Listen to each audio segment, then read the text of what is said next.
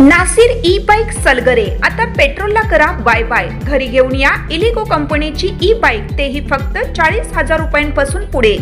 60 ते 70 किलोमीटरच्या मायलेज सहित 1 वर्षाची वॉरंटी। खास गुढीपाडव्यानिमित्त 4 ते 5,000 रुपयांचा भरघोस डिस्काउंट। सोबत प्रत्येक बाईक वरती 1999 चा ब्लूटूथ हेडफोन फ्री व एक लकी ड्रॉ कूपन। आमच्याकडे उधारी सुरू आहे। बजाज फायनान्सची ही सोय। आमचा पत्ता Nasir electronics, mobile shoppe, computer, furniture, e bike, भांडी सेंटर, सलगर। प्रत्येक बातमीतील घटनेच्या वास्तविकतेची तुलना थेट पाहत रहा चांगली अपडेट। उत्पादन शुल्काचे हॉटेल ढाब्यांवर छापे, 11 ठिकाणी कारवाई, 25 मद्यपींनाही दणका।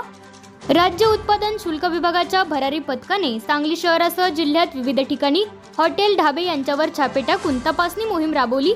यावेळी अनधिकृतरित्या मद्य विक्री करणाऱ्या 11 हॉटेल्स ढाब्यांवर कारवाई करण्यात आली।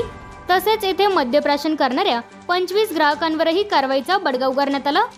पथकाने बेळंकी तालुका मिरज येथील हॉटेल देवाचे विकास सनदी, बेळंकी येथील हॉटेल आबाचे, सूरज कांबळे व अन्य एका ढाब्यावर कारवाई केली।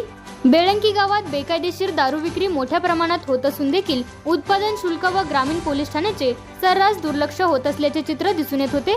परिसरात मोठ्या प्रमाणात ढाबे निर्माण झाले असून जेवण मिळेल किंवा न मिळेल, पण दारूची व्यवस्था मात्र हमखास केली जात। यात अन्य काही ढाब्यांमध्ये बेकायदेशीररित्या दारू विक्री होत असून देखील बचावल्याने बेळंकीत झालेल्या कारवाईबद्दल चर्चेचा विषय बनला आहे।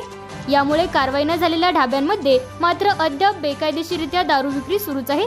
उत्पादन शुल्काने केलेल्या इतर ठिकाणच्या कारवाईमध्ये भाळवणी तालुका खानापूर येथील हॉटेल मल्हारचे सौरभ मदने, कुंडल तालुका पलूस येथील हॉटेल मूनलाईटचे तानाजी डुके, धामणी तालुका मिरज येथील स्वराज ढाबाचे जॉन नाझरेत, इनाम धामणी तालुका मिरज येथील हॉटेल मटनावळचे प्रणव तासगावकर, माधवनगर तालुका मिरज येथील मिरज रस्त्यावरील हॉटेल पिंक स्टारचे संदीप तुपे, मिरज येथील हॉटेल राजेशाहीचे अतुल येवारे, हॉटेल सनशाईनचे ज्ञानेश पाटील, मालगाव तालुका मिरज येथील हॉटेल अयोध्याचे गणेश साळुंखे यांच्यावर कारवाई केली।